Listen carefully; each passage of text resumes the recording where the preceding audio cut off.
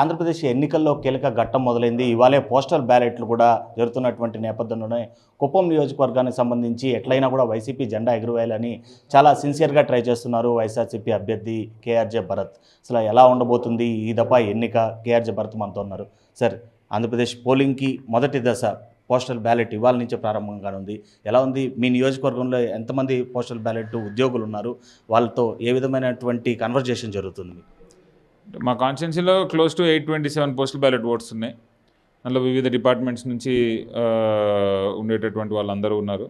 టీచర్లు కానీ, ఆర్మీ వాళ్ళు, ఎక్స్ ఆర్మీ కానీ, మన జిఎస్డబ్ల్యూఎస్ వాళ్ళు, వీళ్ళందరూ చాలామంది, రెవెన్యూ డిపార్ట్మెంట్, అట్లా అందరితో కూడా మేము మాట్లాడడం జరిగింది. అందరినీ కూడా రిక్వెస్ట్ చేయడం జరిగింది, దయచేసి ఈ 5 years అడ్మినిస్ట్రేషన్ని ఒక కొత్త ఒరబడి నేర్పించినటువంటి ముఖ్యమంత్రి, 3 tier సిస్టమ్ని ఇంప్లిమెంట్ చేయగలిగినటువంటి ముఖ్యమంత్రి, నిజమే చెప్పేటటువంటి ముఖ్యమంత్రి, మాటిస్తే తప్పున్నటువంటి ముఖ్యమంత్రి మనకున్నారు. మీరందరూ దయచేసి సపోర్ట్ చేయండి. మేమందరం కూడా మీతో పాటు కలిసి పనిచేసినాము. ఈ 5 ఏళ్ళు మనందరం గడప గడప కార్యక్రమాలు చేసినాము. ప్రజలకు ఏ సమస్య వచ్చినా కూడా నిత్యం అందుబాటులో ఉన్నాం.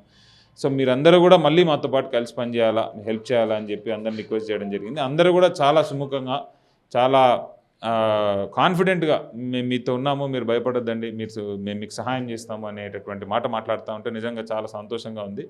ఖచ్చితంగా పోస్టల్ బ్యాలెట్ దాంట్లో కూడా మాకే మెజారిటీ ఉందని మేము అనుకుంటాం. ఆర్టీసీని ప్రభుత్వంలో విలీనం చేయడం కావచ్చు, అదేవిధంగా హెచ్ఆర్ఏఎస్, హరియర్స్ అన్నీ కూడా పెండింగ్లో ఉన్నవి అన్నీ కూడా క్లియర్ చేయడం కావచ్చు, ఇవన్నీ కూడా ప్లస్ పాయింట్గా తీసుకుంటే సిపిఎస్ ఏమైనా మైనస్గా మారేటువంటి అవకాశం ఉందా? అంటే ఆర్టీసీని విలీనం చేయలేరు అనేటటువంటి పరిస్థితుల్లో ఆర్టీని విలీనం చేసినారు. హెచ్ఆర్ఐ, టీడీఎస్ ఇవన్నీ ఇయ్యలేరు అనే దాంట్లో మొన్ననే అవన్నీ క్లియర్ అయ్యి ప్రజలందరూ కూడా హ్యాపీగా ఉన్నారు. మిగతావి చెయ్యను అని ఆయన చెప్పడం లేదు, నేను చెయ్యలేను అని అంటా ఉన్నాడు. ఎందుకంటే విఘ్నులు కూడా ఉండేటటువంటి గవర్నమెంట్ బడ్జెట్ కానీ, స్టాటిస్టిక్స్ కానీ, ఎకానమిక్స్ కానీ అర్థం చేసుకోలేకపోతే సామాన్య ప్రజలకు ఇవన్నీ అర్థమయ్యేటటువంటి టాపిక్స్ కాదు. అందుకే ఎడ్యుకేటెడ్ సెక్టర్ ఏదైతే ఉందో వాళ్ళకన్నా జగన్మోహన్ రెడ్డి గారు ప్లీడ్ చేశారు. వాళ్ళతో కూడా బొత్స గారు కానీ, సజ్జల రామకృష్ణారెడ్డి గారు కానీ 4-5 times చర్చలు జరిపారు. ఇవి మనం చేయగలుగుతాం, ఇవి చేయలేము, నెక్స్ట్ టైం అన్నా మేము ఖచ్చితంగా దీన్ని పరిగణలోకి తీసుకుంటాము, మీరు మాకు సపోర్ట్ చేయండి, హెల్ప్ చేయండి, గవర్నమెంట్ పరిస్థితి ఆలోచించండి అని కూడా రిక్వెస్ట్ చేయడం జరిగింది. అందరికి కూడా అర్థమైంది.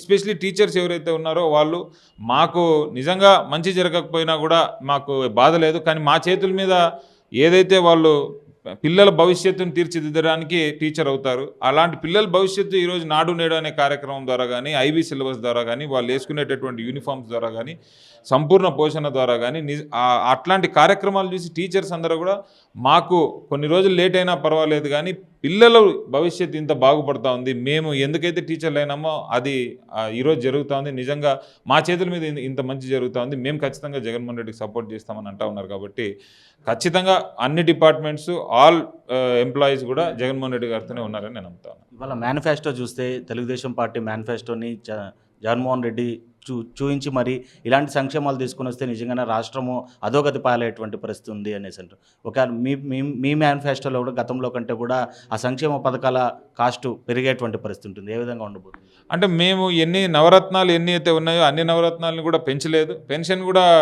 నేను చేయగలిగేటటువంటి పరిస్థితుల్లో ఉన్నప్పుడే పెంచుతాననేటటువంటి క్లియర్, అంత ధైర్యంగా ఎవరు చెప్పరు.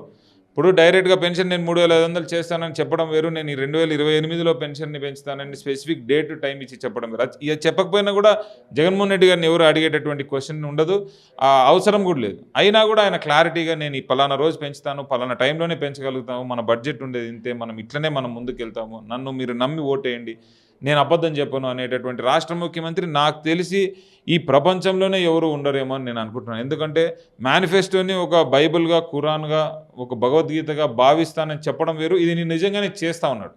అంత పర్ఫెక్షన్ ఉండేటటువంటి మనిషి వెనకలు నడవడం వల్ల కొంచెం లేట్ అయినా, కొంచెం నొప్పి కలిగినా కూడా లాస్ట్కి మంచి జరుగుతుంది. మోసం చెప్పేటటువంటి వాడిని ముందే నమ్మినా కూడా తర్వాత వాడు గొంతు కోసేస్తాడు. కాబట్టి జగన్మోహన్ రెడ్డి గారితోనే అందరు ఉన్నారు. రాష్ట్ర పరిస్థితి కూడా ఆయన క్రిస్టల్ క్లియర్గా అందరికీ ఎక్స్ప్లెయిన్ చేస్తూ ఉన్నారు. ఎటువంటి పరిస్థితుల్లో కూడా ఇప్పుడు జరిగేటటువంటి నవరత్నాల సంక్షేమ పథకాలు అన్నీ కంటిన్యూ చేస్తూ అమ్మఒడి ఏదైతే మనకు అవసరమో దాన్ని పెంచడం జరుగుతుంది, చేయూతాన్ని మళ్ళీ కంటిన్యూ చేయడం జరుగుతుంది, రైతు భరోసా ఏదైతే చాలా అవసరమో ఫార్మర్స్కి దాన్ని ఇంక్రీజ్ చేయడం జరుగుతుంది. సో ఏవైతే ఎసెన్షియల్ ఉన్నాయో వాటిని మాత్రమే ఇంకొంచెం ఇంప్రూవ్ చేస్తూ అధిక ఆర్థిక బడ్జెట్ మీద పడకుండా మన గవర్నమెంట్ మీద దాన్ని కరెక్ట్గా ప్లాన్ చేశారు.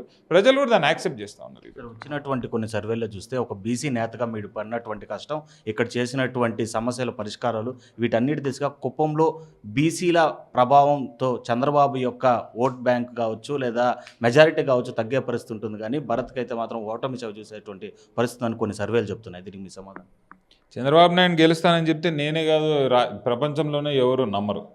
గెలిచిన తర్వాత వాళ్ళే ముక్కు మీద వేలేసుకుంటారు. సో నేను కూడా సర్వేని నమ్ముకోనో ఇంకోటి నమ్ముకోనో నేను రాజకీయం చేయడం లేదు. ప్రజలు నమ్ముకొని రాజకీయం చేస్తానని వాళ్ళ కష్టాన్ని నేను తీర్చానని నమ్మకంతో ఈరోజు నేను ఎలక్షన్లోకి వెళ్తా ఉన్నాను.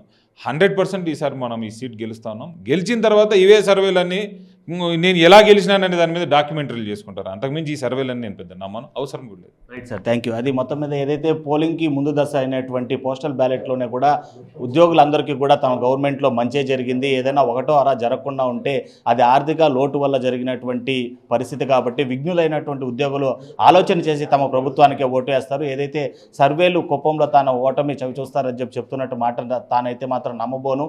తాను చేసినటువంటి సమస్యల పరిష్కారం, అదేవిధంగా తమ ప్రభుత్వంలో జరిగినటువంటి సంక్షేమం పైన ఆధారపడి ఉంటాం. ఖచ్చితంగా కుప్పంలో వైఎస్ఆర్సీపీ అభ్యర్థిగా తన గెలుపు ఖాయం. తన గెలిచిన తర్వాత ఏ విధంగా భరత్ విజయం అనేది ఒక డాక్యుమెంటరీతో మీడియాలందరూ కూడా ముందుకు వచ్చేటువంటి పరిస్థితి కుప్పంలో నెలకొనే విధంగా ఉంది పరిస్థితులు అని చెప్పి కూడా కుప్పం వైఎస్ఆర్సీపీ అభ్యర్థి అదేవిధంగా ఎమ్మెల్సీ భరత్ చెప్తున్నటువంటి పరిస్థితి. వీడియో జర్నలిస్ట్ శైలేత Lokesh reporting for RTV Kuppam. నమస్తే అండి. ఇది వ్యాపారం గురించి కాదు, ఓటు గురించి. ఎన్నికల్లో ఓటు వేయడం మన హక్కు మాత్రమే కాదు, కర్తవ్యం. ఎంతో మంది మహా నేతలు శ్రమించి ప్రాణత్యాగం చేసి ఈ అవకాశాన్ని మనకిప్పించారు. అందరూ ఓటు వేద్దాం. ఎందుకంటే ఓటు హక్కు ఊరికే రాదు. నా ఓటు ఎవరికో తెలుసా? అది సీక్రెట్ అండి.